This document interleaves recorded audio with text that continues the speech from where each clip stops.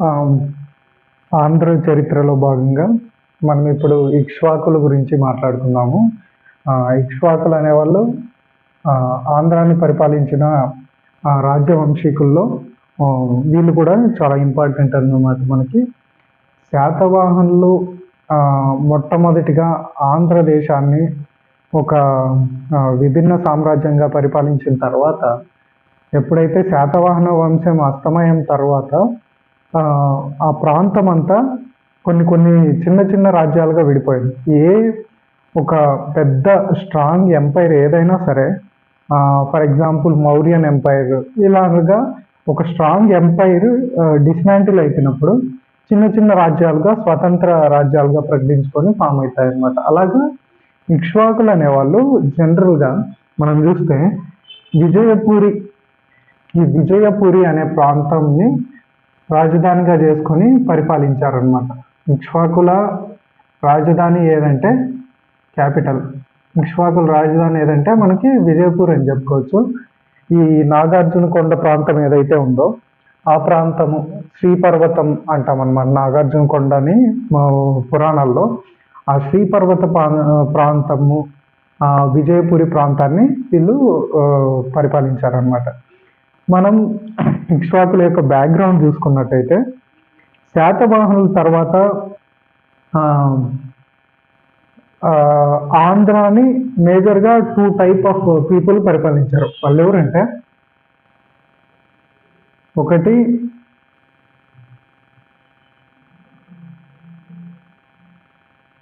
ఆంధ్రులు, విదేశీయులు.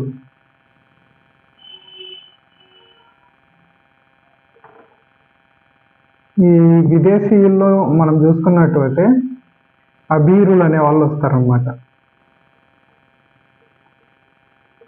ఈ శకవంశము, ఉజ్జయిని పరిపాలిస్తున్న ఈ శకవంశము, ఈ బయట దేశాల నుంచి వచ్చిన ఈ టైప్ ఆఫ్ పీపుల్ విదేశీయులుగా ఇక్కడ చెప్పబడతారనమాట. తర్వాత ఇక్కడ వచ్చేసి ఆంధ్రులు, ఆంధ్రభృత్యులు, ఈ సామంతరాజులు ఉంటారు కదా, వీళ్ళు అనమాట ఆంధ్రభృత్యులు. వీళ్ళు ఈ ఆంధ్రభృత్యులే ఇక్ష్వాకులు అని చెప్పుకోవచ్చు మనము. భృత్యులు అంటే ఒక టైప్ ఆఫ్ సేవకులు, ఆంధ్రుల యొక్క సేవకులు అని చెప్పుకోవచ్చు. మనం వీళ్ళు ఎవరైతే ఉన్నారో సామంతరాజులు అనమాట శాతవాహనులకి. శాతవాహనులు సో ఆంధ్రభృత్యులు అని పిలువబడ్డారు అనమాట. ఈ ఆంధ్రభృత్యులే ఇక్ష్వాకులు అనమాట.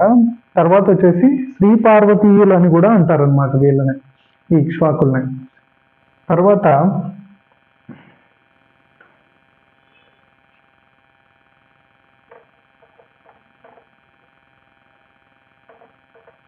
నెక్స్ట్ థింగ్ ఏమంటే, ఈ ఇక్ష్వాకుల గురించి శాతవాహనుల తర్వాత వీళ్ళు పరిపాలించారు అనడానికి ఆధారాలు ఏమి అని మనం చూస్తే,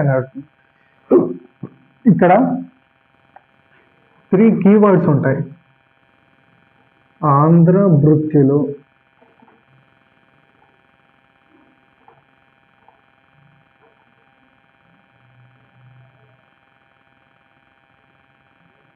శ్రీ పార్వతీయులు,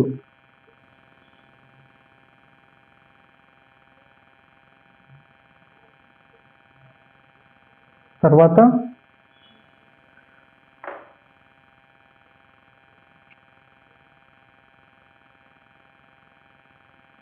ఇక్ష్వాకులు.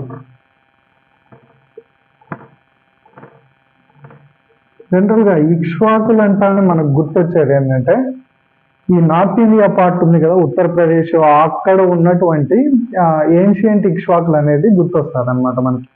సో ఈ ఇక్ష్వాకులు ఆంధ్రాని పరిపాలించారు అనడానికి మనకి ఆధారాలు ఏమి? ఈ ఇక్ష్వాకులే ఆంధ్రభృత్యులు అనడానికి ఆధారాలు ఏమి?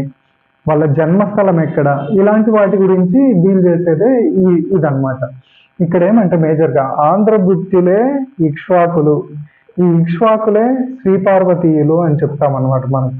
ఇది ఎక్కడి నుంచి మనకి ఎవిడెన్స్ అంటే, 2 టైప్ ఆఫ్ ఎవిడెన్స్ ఉంది ఇక్కడ. ఒకటి వచ్చేసి పురాణాలు, ఇంకోటి వచ్చి శాసనాలు. పురాణాల్లో మత్స్య పురాణం చెప్తుంది అనమాట.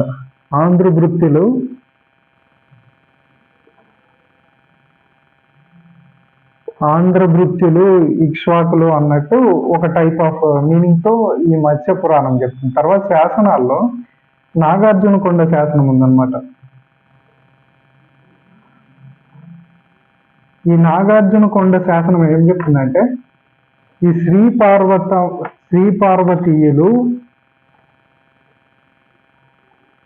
పార్వతీయులే ఆంధ్రభృత్యులు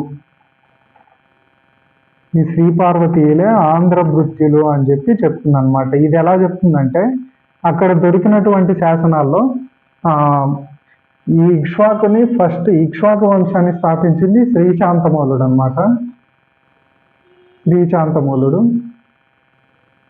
ఈయనకి సంబంధించి శాసనాలు మనకి ఇక్కడ దొరికాయి అన్నమాట నాగార్జున కొండలో. ఈయన శ్రీ పార్వతీయులకు సంబంధించిన వాడు శ్రీశాంతమూలుడు అని చెప్పి ఈ నాగార్జున కొండ శాసనంలో మనకు తెలుస్తుంది. ఈ శ్రీ పార్వతీయులు అంటే ఏంటంటే, శ్రీ పర్వతాన్ని పరిపాలించాడు ఇతను. శ్రీ పర్వతాన్ని పరిపాలిస్తున్నాడు.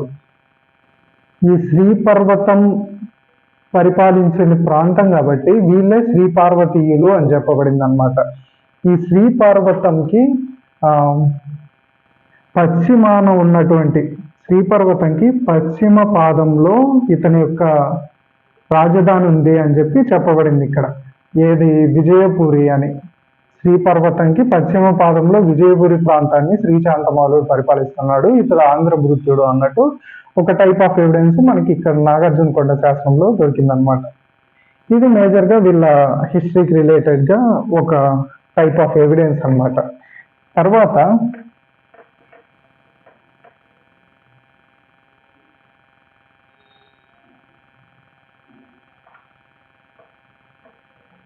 చూస్తే వీళ్ళ జన్మస్థలం గురించి జన్మస్థలం కంటే పోయే ముందు ఫస్ట్ ఇక్ష్వాకుల రాజుల గురించి మాట్లాడుకుందాం. ఇక్ష్వాకులు అనేవాళ్ళు మనకు దొరికిన శాసనాల ప్రకారం లేదా ఎవిడెన్సుల ప్రకారం 4 ఉన్నారు. ఫస్ట్ ఇక్ష్వాకు వంశాన్ని స్థాపించింది శ్రీశాంతమూలుడు అని చెప్పాం మనం. శ్రీశాంతమూలుడు. తర్వాత ఈయన కొడుకు వీరపురుషదత్త.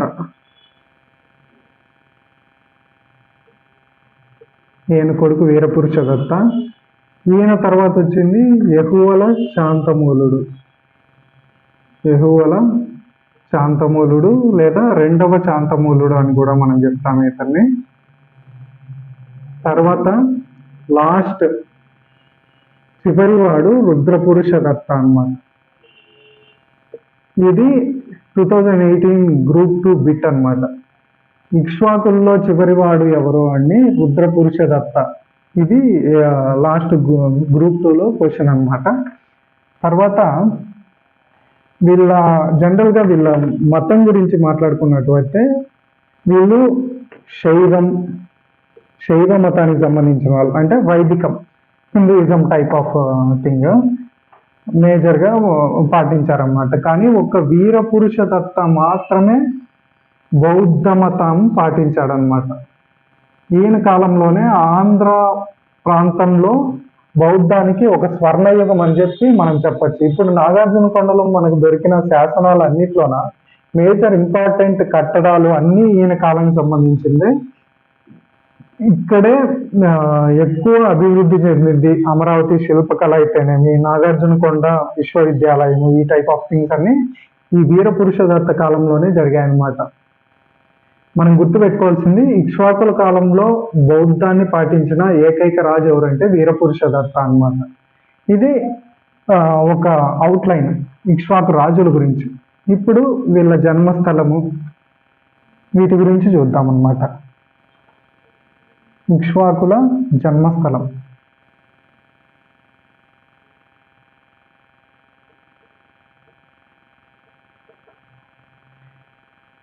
ఇక్ష్వాకుల జన్మస్థలం. వీళ్ళ జన్మస్థలం గురించి డిఫరెంట్ డాక్ట్రైన్స్ డిఫరెంట్ గా ప్రపోజ్ చేశారు. ఒకటి వచ్చేసి నార్త్ కి సంబంధించి నుంచి వచ్చారని, ఇంకోటి లేదు వీళ్ళు సౌత్ లోనే ఉన్నారని, తమిళనాడుకు చెందిన వాళ్ళని లేదా కన్నడ ప్రాంతానికి చెందిన వాళ్ళని, ఇలాగా లేదు ఓన్లీ వీళ్ళు ప్యూర్ తెలుగు వాళ్ళు అని చెప్పి ఇలా కొంతమంది కొన్ని రకాలుగా ప్రపోజ్ చేశారనమాట. ఫస్ట్ మనము నార్త్ గురించి చూద్దాం. ఉత్తరపథం, నార్త్ని ఉత్తరపథం అని కూడా అంటాం అనమాట. ఉత్తరపథం వీళ్ళ యొక్క ఇక్ష్వాకులు అనే ఒక నామసామ్యాన్ని బట్టి, ఈ నామసామ్యాన్ని బట్టి వీళ్ళు కోశల ఉంది కదా, ఈ జానపద ఒకటి ఉంది కదా కోశల రాజ్యము. ఈ కోశల రాజ్యం టైం నుంచి ఇలా దక్షిణానికి వచ్చి వలస వచ్చి ఇక్కడ సెటిల్ అయ్యారు అని చెప్పి వీళ్ళ నామసామ్యం నుంచి ఉత్తర పదం నుంచి వచ్చారని చెప్పి ఒక టైప్ ఆఫ్ డాక్ట్రైన్ ఉందన్నమాట. ఇది దీనికి సపోర్ట్ చేస్తూ ఉన్న ఇదేమంటే ఈ ఉత్తర పదానికి విష్ణు పురాణము దీన్ని సపోర్ట్ చేసే ఎవిడెన్సెస్ విష్ణు పురాణము, తర్వాత జైన స్క్రిప్చర్స్ అన్నమాట.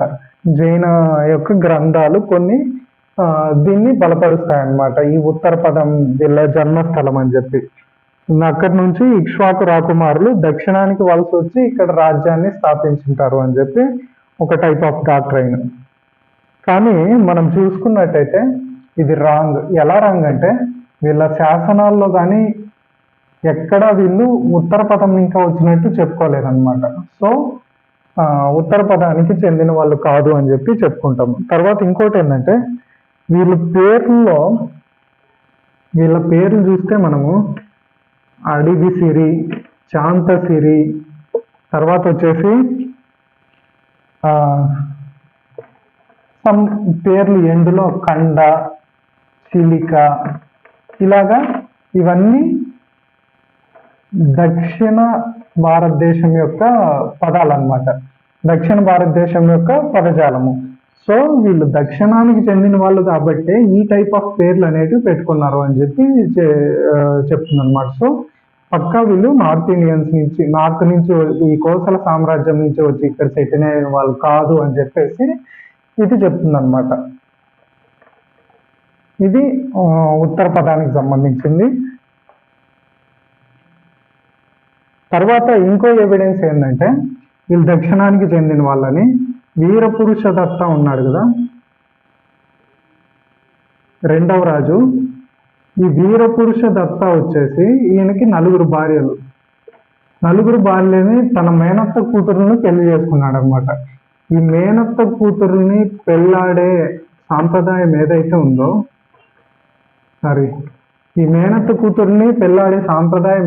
ఉందో ఇది దక్షిణ పదానికి సంబంధించిన ఆచారం అన్నమాట. సో వీళ్ళు పక్క దక్షిణ పదానికి చెందిన వాళ్ళే, ఉత్తరంకి వచ్చిన వాళ్ళు కాదు అని చెప్పి ఇది కూడా ఒక మనకి స్ట్రాంగ్ ఎవిడెన్స్ అన్నమాట.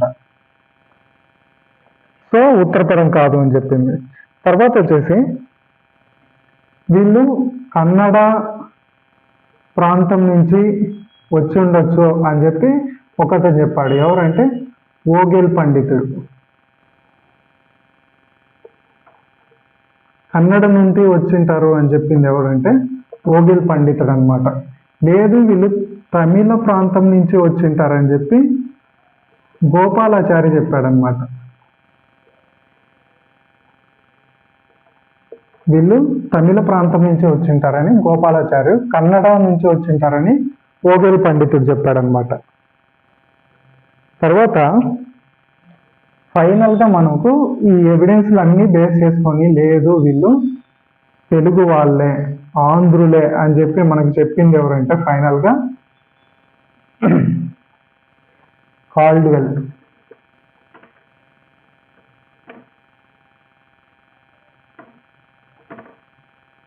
ఈ కాల్డ్వెల్ అనే అతను లేదు ఇక్ష్వాకులు అనేవాళ్ళు తెలుగు వాళ్ళే, ఆంధ్రులే అని చెప్పి చెప్పాడనమాట. ఇది ఇంపార్టెంట్. ఇక్ష్వాకులు అనేవాళ్ళు ఆంధ్రులే అని చెప్పింది ఎవరు అంటే కాల్డ్వెల్ అనమాట. కన్నడ సిద్ధాంతాన్ని ప్రతిపాదించింది ఎవరంటే ఓగెల్ పండితుడు. తమిళ ప్రాంతానికి చెందిన వాళ్ళని చెప్పింది గోపాలాచారి అనమాట. ఇది మేజర్గా మన వీళ్ళ జన్మస్థానం గురించి. నెక్స్ట్ విజృంభణ అన్నమాట. ఎలా రాజ్యాన్ని విస్తరించారు, ఎవరెవరు కాలంలో ఏమేం జరిగాయి, దీని గురించి మనం చూద్దాం అన్నమాట. రాజ్య విస్తరణ తర్వాత ఇక్ష్వాకుల విజృంభణ.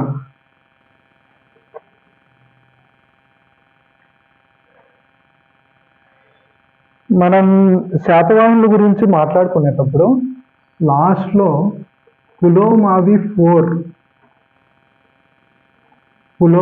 ఫోర్ గురించి చెప్పుకునేటప్పుడు ఈయన మేకధోని శాసనం అని ఒకటి ఇచ్చాడనమాట.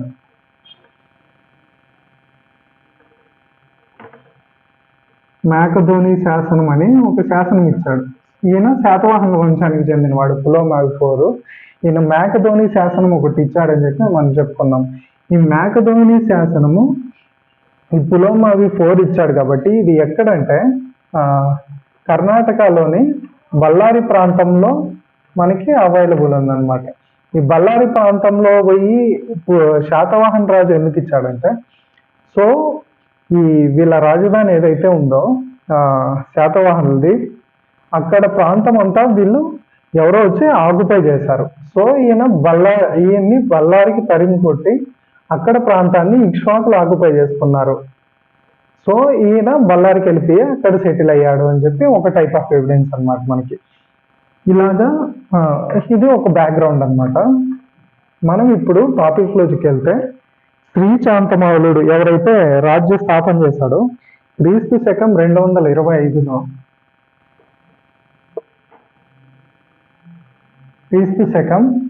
225లో ఈయన శాతవాహనుల రాజ్యంలో అంతఃకలహాలు చెలరేగాయన్నమాట.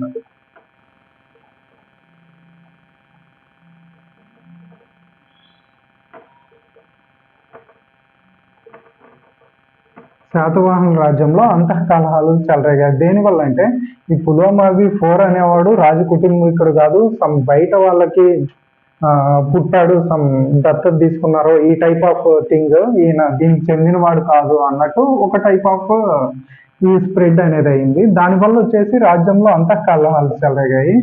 అప్పుడు శ్రీశాంతమౌళి కంట్రోల్ తీసుకొని ఈ అల్లర్లను అణిచేశాడనమాట. ఈ అల్లర్లను అరిచేసి అప్పుడు ఈయన కంట్రోల్ తీసుకొని, ఈ శ్రీశాంతమౌళుడు కంట్రోల్ తీసుకొని ఈ అప్పుడు వీళ్ళ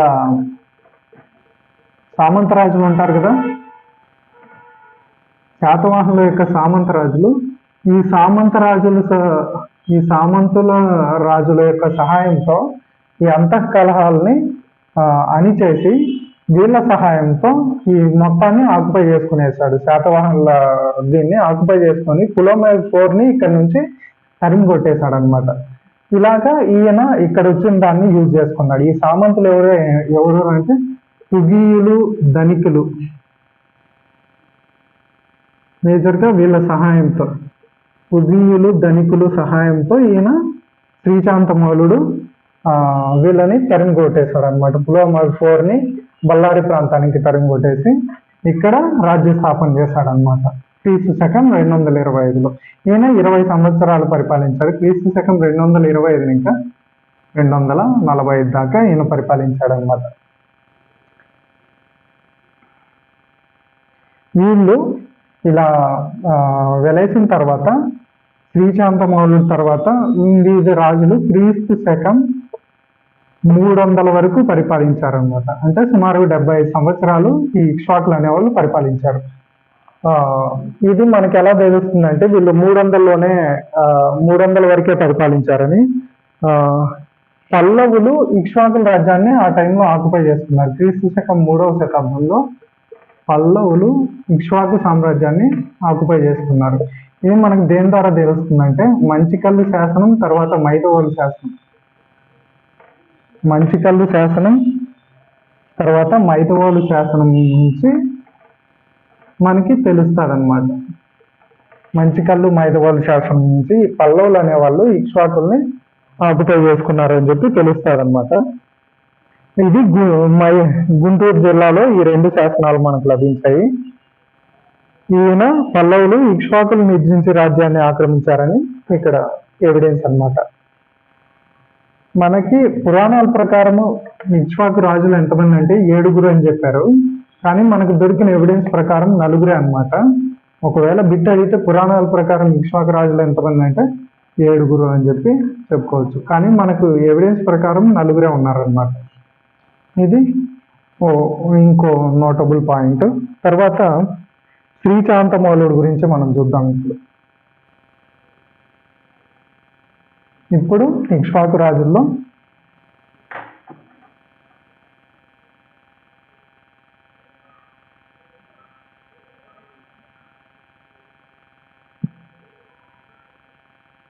శ్రీశాంతమౌళుడు గురించి చూద్దాం. ఈయన రాజ్య స్థాపకుడు, ఇక్ష్వాకు వంశ రాజ్య స్థాపకుడు. ఈయనకు వచ్చేసి బిరుదులు ఉన్నాయి. ఏదంటే మహారాజా, తర్వాత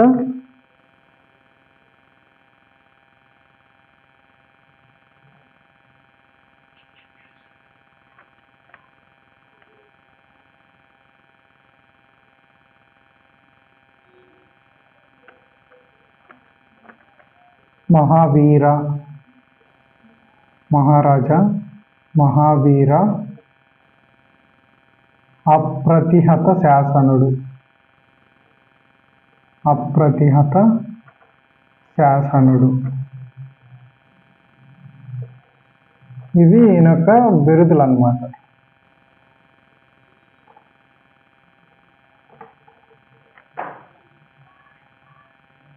మహారాజా, మహావీర, అప్రతిహత శాసనుడు అని ఈయనకి బిరుదులు అన్నమాట. మనము ఈయన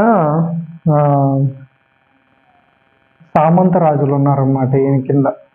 వీళ్ళ సహాయంతోనే ఈయన రాజ్యాన్ని ఎస్టాబ్లిష్ చేశాడనమాట. వాళ్ళు ఎవరంటే ఇంతకుముందు చెప్పుకున్నట్టుగా ధనికులు, పుగీయులు,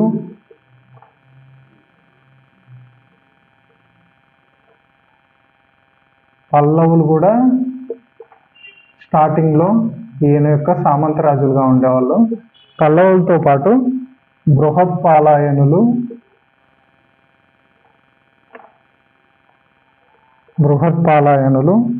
తర్వాత శాలంకాయనులు, వీళ్ళందరూ ఈయన యొక్క సామంత రాజులుగా ఉండేవాళ్ళు. జనరల్గా ఈ ధనికులు, పుగీయులతో ఈయన వివాహ సంబంధాలు ఏర్పరచుకొని రాజ్యాన్ని కొంచెం స్టేబుల్గా ఉండడానికి ట్రై చేశారనమాట. ధనికులు, పుగీయులతో ఈయన యొక్క చెల్లెని, ఈయన కుమార్తెను ఇక్కడికి ఇచ్చి వివాహ సంబంధాలు ఏర్పరచుకొని స్టేబుల్గా ఉండడానికి ట్రై చేశారు. అందుకే ఈయన్ని ఈ వివాహ సంబంధాల వల్ల రాజనీతి పరుడు అని చెప్పి అంటారన్నమాట. రాజనీతి పరుడు,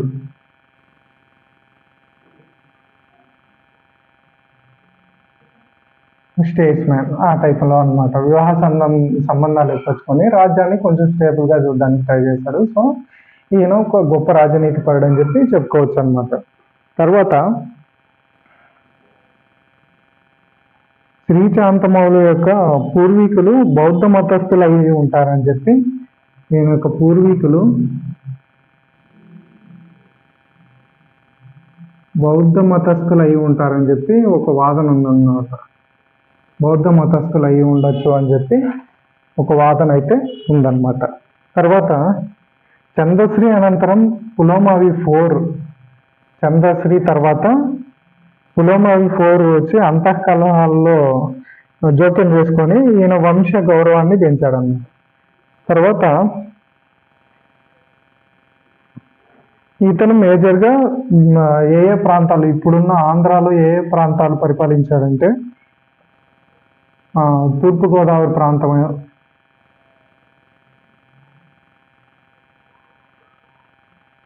తూర్పుగోదావరి, నల్గొండ ప్రాంతము, గుంటూరు, తర్వాత ప్రకాశం, దీంతో పాటుగా కర్నూలు, కడప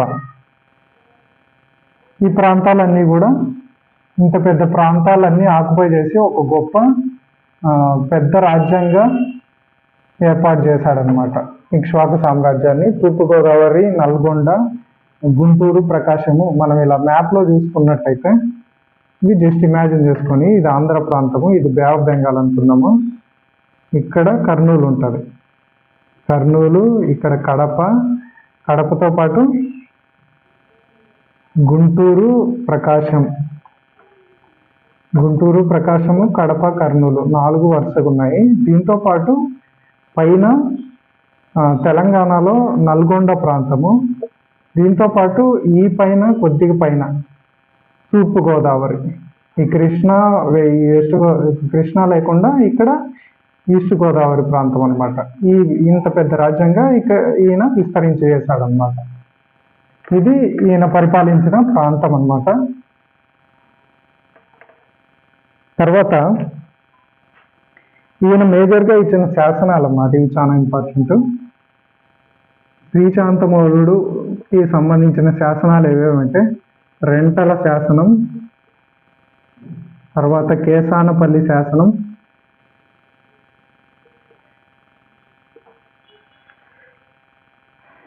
రెంటల శాసనం, కేసానపల్లి. ఇది ఈయన ఒక 5వ రాజ్యవర్షంలో ఇచ్చాడు, ఇది 8వ రాజ్యవర్షంలో ఇచ్చాడు. దీంతో పాటు దాచేపల్లి శాసనం ఉందన్నమాట. దాచేపల్లి శాసనం కూడా ఈయన కాలంలో ఇచ్చింది. శ్రీశాంతమౌళుడికి సంబంధించిన శాసనాలు ఏమైనా అడిగితే రెంటల శాసనం, కేసానపల్లి శాసనం, తర్వాత దాచేపల్లి శాసనం అని గుర్తుపెట్టుకోవాలన్నమాట. తర్వాత ఈయన అశ్వమేధ యాగం కానీ, అంటే బయట నుంచి వచ్చి రాజు అయ్యాడు కదా, శాతవాహనం నుంచి కాకుండా ఒక సామంత టైప్గా ఉండి, సో అప్పుడు ఎవరైనా రాజు కావాలన్నా అశ్వమేధ యాగము లేదా వాజ్పేయి యాగం ఇలా చేయాలన్నమాట. కానీ మనం శాసనాలు చూసుకున్నట్టయితే ఎక్కడ ఈయన అశ్వమేధ యాగం కానీ వాజ్పేయి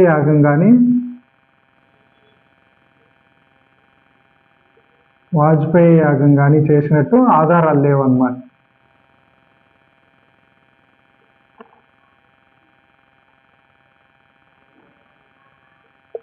ఈయన అశ్వమేధ యాగం కానీ వాజ్పేయి యాగం కానీ చేసినట్టు మనకి ఎక్కడ ఆధారాలు లేవు. కానీ నాగార్జున కొండ ఏదైతే ఉందో ఆ ప్రాంతంలో కొన్ని బయటపడ్డాయన్నమాట తవ్వకాల్లో. వాటిలో అశ్వమేధ వేదిక ఒకటి అన్నమాట. ఈయన డైరెక్ట్గా చెప్పలేదు, మేబీ చేసి ఉండొచ్చు అనుకోవచ్చు మనం. అశ్వమేధ యాగం చేస్తారు కదా ఒక వేదిక, ఆ వేదిక బయటపడింది అనమాట నాగార్జున కొండ తవ్వకాల్లో. ఈ అశ్వమేధ వేదిక ఈయన కాలం, ఈ శ్రీశాంతమౌళుడి కాలంలో ఉండే అని చెప్పి కార్బన్ డేటింగ్ ద్వారా తెలిసిందన్నమాట. సో ఈయన అశ్వమేధ యాగం అనేది చేసి ఉండొచ్చు అని చెప్పి మనకి ఇక్కడ దొరికిన ఎవిడెన్స్ అన్నమాట. తర్వాత దీంతో పాటు ఈయన వ్యవసాయ అభివృద్ధిలో మేధావులను ఇన్వాల్వ్ చేశాడన్నమాట. వ్యవసాయ అభివృద్ధి కృషి చేయడానికి మేధావి వర్గాల్ని ఇన్వాల్వ్ చేశాడు. ఇక్కడ మేధావి వర్గాలను ఇన్వాల్వ్ చేసి ఎలా వ్యవసాయాన్ని అభివృద్ధి చేయొచ్చు, ఈ టైప్ ఆఫ్ ఎలా పన్నులు ఉండాలా, ఈ కొన్ని వ్యవసాయ అభివృద్ధి సంబంధించిన దీంట్లో ఈ మేధావుల్ని ఇన్వాల్వ్ చేసి వీళ్ళ సలహాల మేరకు చేశాడనమాట.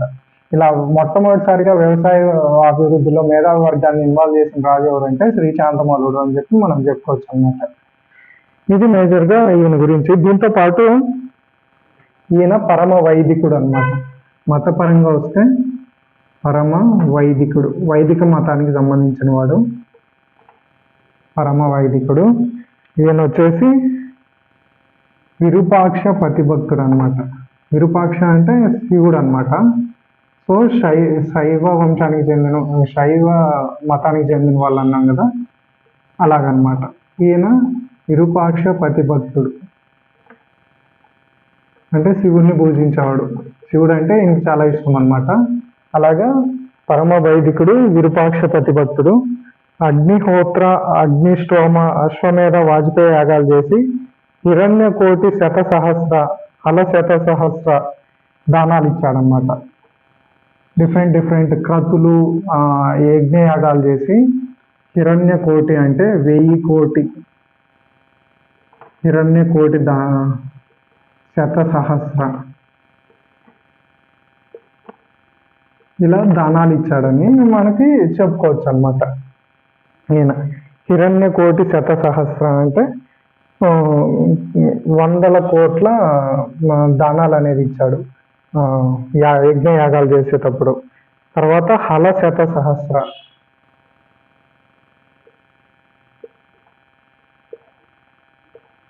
ఈ పదాలు ఇంపార్టెంట్ అనమాట, వీటిని గుర్తుపెట్టుకోండి. హిరణ్యకోటి శతసహస్ర, శతసహస్ర దానాలు అనేవి ఈయన ఇచ్చాడు. ఎప్పుడు అగ్నిస్తోమ, అగ్నిస్తోత్ర ఈ క్రతువులు యజ్ఞయాగాలు చేసినప్పుడు. తర్వాత వీటితో పాటు నాగార్జున కొండలో కొన్ని మహాసేనాలయాలు బయటపడ్డాయన్నమాట. గుడుల టైప్ అన్నమాట. మహాసేనాలయాలు నాగార్జున కొండలో బయటపడ్డాయన్నమాట ఈయన కాలంలో. ఈ నాగార్జున కొండలో బయటపడినటువంటి మహాసేనాలయాలన్నీ ఈయనే కట్టించుంటాడు అని చెప్పి మనం చెప్పుకోవచ్చు అన్నమాట. ఇది మేజర్గా ఈయన గురించి. మనం ఇప్పుడు ఒక రీక్యాప్ టైప్లో చూద్దాము శ్రీశాంతమౌళుడు గురించి. ఈయన ఒక బిరుదులు మహారాజా, మహావీర, అప్రతిహత శాసనుడు. తర్వాత ఈయన వివాహ సంబంధాల వల్ల ఈయన రాజనీతి పరుడు అని చెప్పి చెప్పుకుంటాం అన్నమాట. చెప్పుకుంటాము. దీంతో పాటు ఈ వివాహాలు ఉన్నాం కదా, ఈయన 2 వివాహాలు చేయించాడు. అదేదంటే ఈయన యొక్క కూతురు అడివి చాంతసిరి.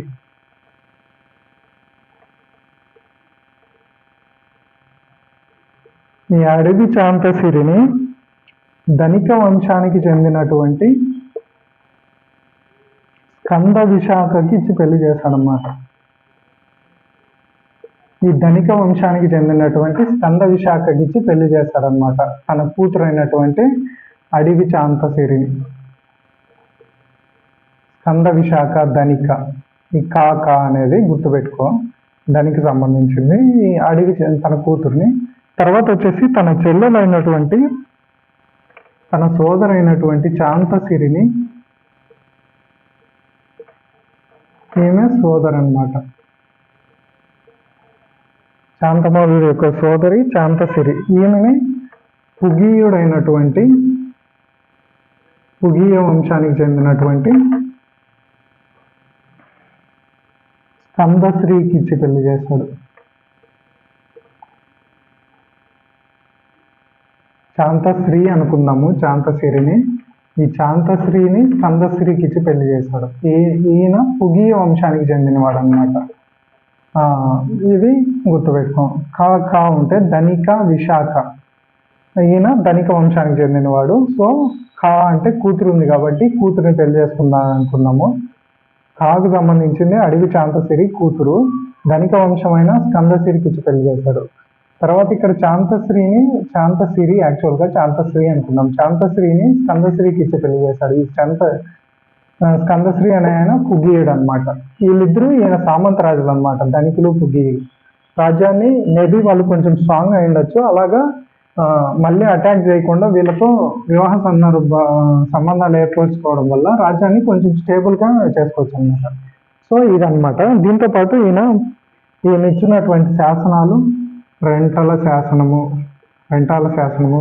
కేసానపల్లి శాసనము, దాచేపల్లి శాసనము, ఇవి ఈయన ఇచ్చినటువంటి శాసనాలు. దీంతో పాటు ఇంకేమైనా ఇంపార్టెంట్, ఈయన విరూపాక్షపతి భక్తుడు.